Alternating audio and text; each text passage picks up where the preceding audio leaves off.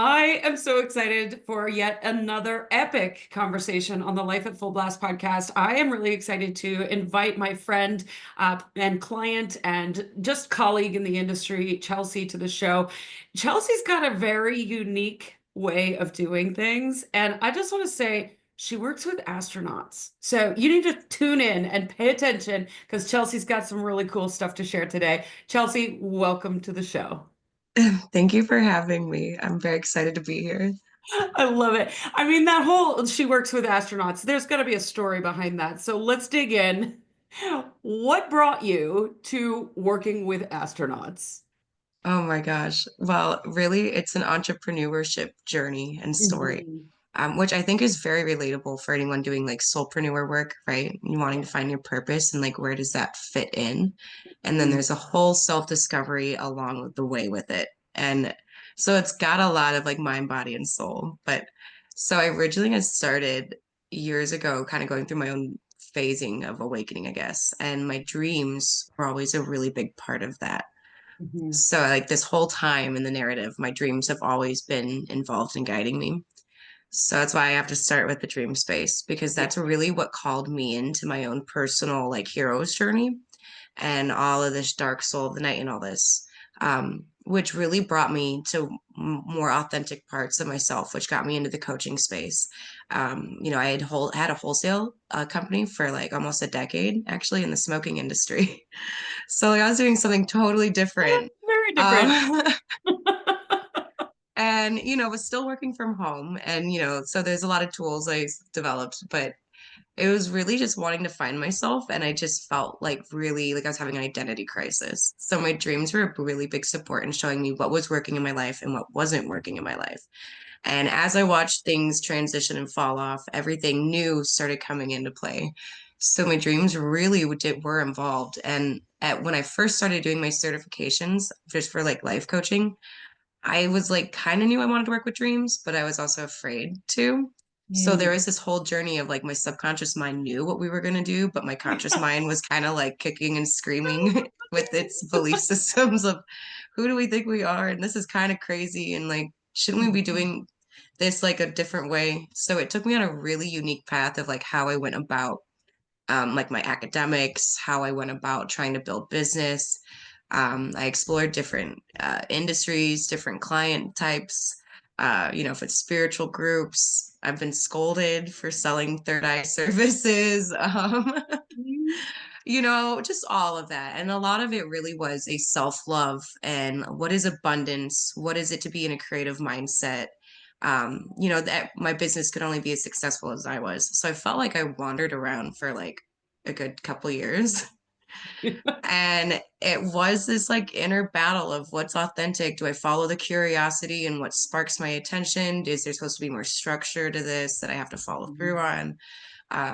Struggling with some burnout and creative blocks. So yeah, it after a while I got on LinkedIn because Facebook was difficult for a while, right? And I had spent so much time on there, which I'd met you through Facebook. But when I moved over to LinkedIn, it really was a game changer in the sense that I started networking and like the universe has been like, it dragged me all the way to Australia. It took me to opportunities to be on like my friend's TV show and stuff and networking. It brought me to the space industry. I was seeing all the right stuff at the right time. And I felt like it was because I was in this balance within myself finally, where I was like in the flow. All I say my mind, body, and soul was kind of on the same page. So I could start seeing opportunity as it was coming. And that really was the biggest one was just going through the journey of all of myself, right? Mhm. And learning like how does it come into work and so really it was this whole journey of story of being authentic to myself and how does that show itself up in work. I um love that. yeah. Yeah. And isn't that the truth for all of us? I mean, everybody goes through this journey of like, who the fuck am I and why do I want to be, what do I want to do and why am I here? So I love that you've found that niche for you and like really that clarity. And it's such a unique industry that you're working in. I know that I met you, you were doing dream analysis, you've written a book, and you really work with the human mind and things like that. So I've asked you a few questions about my dreams. And I've always just had that clarity of like, oh yeah, I know exactly what that is. And you're not telling me what my dreams mean. You're just pointing me in the direction of where I might find it for myself. So I love that. Mhm. So what I want to know is this work that you're doing with astronauts. Let's dig into this because I think this is so fun. So are you doing dream analysis for astronauts or how is this working for you? That's part of the work. Yeah. There's more to it. So had my program is called The Way of Genius. Mhm. And it does have like a lot of the dream work as a base, but it builds off of it too. So it has more room for creativity. Yeah. And the reason why I also like working with the astronauts is because they really do kind of have to like pioneer a bunch of new stuff with the innovative psychology.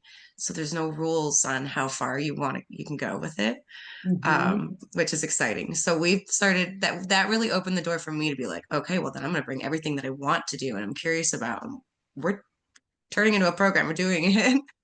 Um, so it's basically learning how to develop consciousness and certain abilities, right? Like your inner visionary, working with your imagination and power of imagination, different perspectives, really pushing this like inner. So it's not just like doing the healing and the inner work, but we're learning how to like incubate and co-create with the subconscious mind. Because if you realize, view it like a computer almost, and when you Mhm. understand how it works, and then it's okay, not is it just harnessing the power of the mind, but how can you further it and what does that actually look like?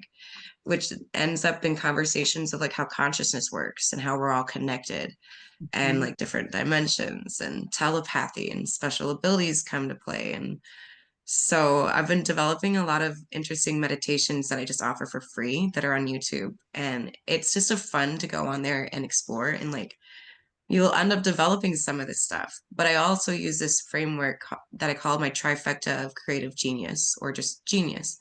I think when you have all aspects of genius, you're working with your soul, your subconscious mind, and your conscious mind. And all three are powerhouses and have their role.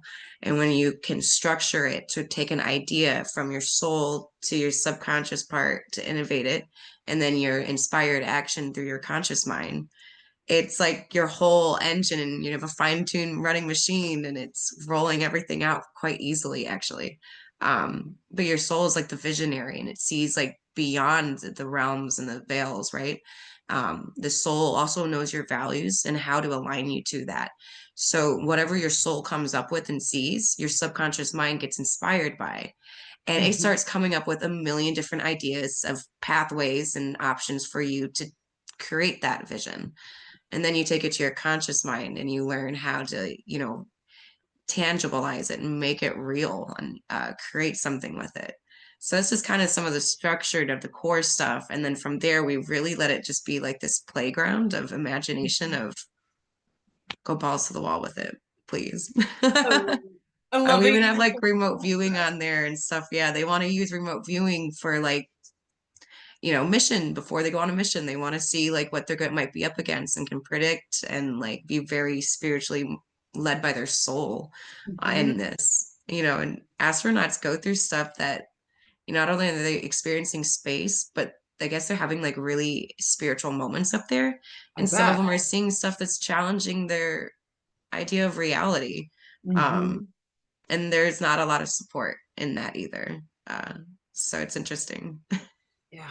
What fascinating work. I love it. I love it. And yeah, I can only imagine, we don't hear a lot in the mainstream about what astronauts are going through, what they see. And of course, that wouldn't be, on the mainstream media, what they're going through, right? So yeah, I love that you're doing this work. How fascinating.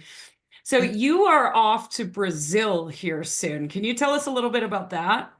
Yeah, so it's just started coming into action this past week. So, and your energy report gave me a heads up on something, so I'm glad I was looking for it. Uh-huh. It just like fell in my lap.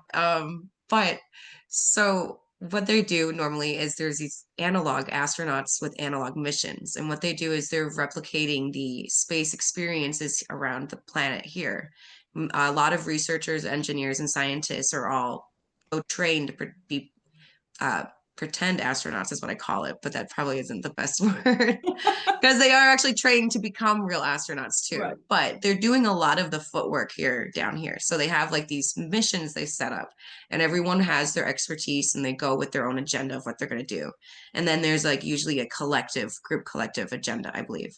So they are the one place in Brazil has been already trying to work with dreams and Mhm. stargazing, doing storytelling, trying to bring in more shamanic techniques to the space. So they're gonna let me come in and design a 10-week or a 10-day mission, sorry, Mhm. based around dreams, Yeah. where I give them daily practice and I teach them kind of just the basics right now on how to use dreams in the workspace and to emotionally connect to it and just learn to be creative with it. The idea is to keep it open, to where we explore and see what comes out from it too. So I'm really excited about that because never I thought I wanted to do that someday. I never thought that would happen like in It's the first fast. few Yeah. months. I remember it was only a few months ago that you messaged me and you were like, I want to work with astronauts. I'm like, cool, go. And now it's all starting to fall into place. Like, I love that so much. So, where do you see this work taking you? What's the take big the vision? apple. Sorry. That's okay. Can you go get daddy, please? Wait. What? You want to say hi? Him. No. See, he's like a cat. Hold on. Put the apple back. It. Why? Okay, but you gotta go back out here. I'm gonna call. Isabel's apple. I want to Okay. have one. He's my cat. That's all good. It's all good. This is the beauty of the work that we do is that we get to work with our family and cats around and dogs around and we work in our lives, right? It's So real life. yeah, Yeah. exactly. So where do you vision yourself going? Where do you see this work taking, yourself, but also humanity? Ooh. See, I have been thinking that because it's definitely come up, especially with your energy reports. You've been challenging this question a lot. I like to And do that. it keeps getting bigger and bigger. So I know right now it's probably just a small portion, but I would really love to be able to do some research because I do interact with this group that's International Association of Dream Studies. But Mhm. to be able to liaison back and forth between them and the space industry and some of that would be very interesting. Mhm. Um, and I've always wanted to get into public speaking and like really just kind of share my message and what I'm working on. So I would love to do that and continue coaching as well and building programs. And I would like to write books that are more academic next. So like I Mhm. have my book series that I wrote the last few years, Living Life Metaphorically, which is my own like personal hero's journey of exploring all of this inner world myself, Mhm. and like my philosophy coming from it. But I do want to get into more serious work next. So I'm hoping to just kind of start dipping my toes into everything, Mhm. in the sense of like trying to start speaking, try to start, collecting data and doing some research that I could start talking about. But what I can see it doing for the space industry, I think it will just validate a lot of like spirituality. And the way I see it is like, I work with the internal family system when we talk about micro and macro family networks and how you've got Eastern and Western cultures. And I Mhm. think, like working in the space industry seems like such the ultimate left brain logical Western powerhouse, right? You'd And think. they are showing interest in this stuff and they're Mhm. taking it seriously. A lot of them are, so for that I feel like would just be like this union of both of these things coming together and you really seeing how that could impact humanity but also validating it to where you people can't sit there and say, oh, I believe in science, because at this point they're talking about the same thing in just a different filter and they're on the same page. It's interesting so I think we Oh, are watching humanity expand. Sorry, obviously. Okay. I'm so sorry. that's okay. His dad must have fallen asleep in the recliner. That's all good. Well, I can absolutely feel the passion behind how you're describing this, the vision that you have. And, if you think about, you were talking about that East-West kind of mentality and the separation that we sometimes feel in that. I can only imagine going up into space, that disappears Yeah. They call it because the you're seeing the whole observation thing. effect. Yeah, Yeah. it's a spiritual unity of Mhm. being fully connected. Yeah, And yeah. absolutely. So if somebody wanted to find you and learn more about the work that you're doing, where can they find you?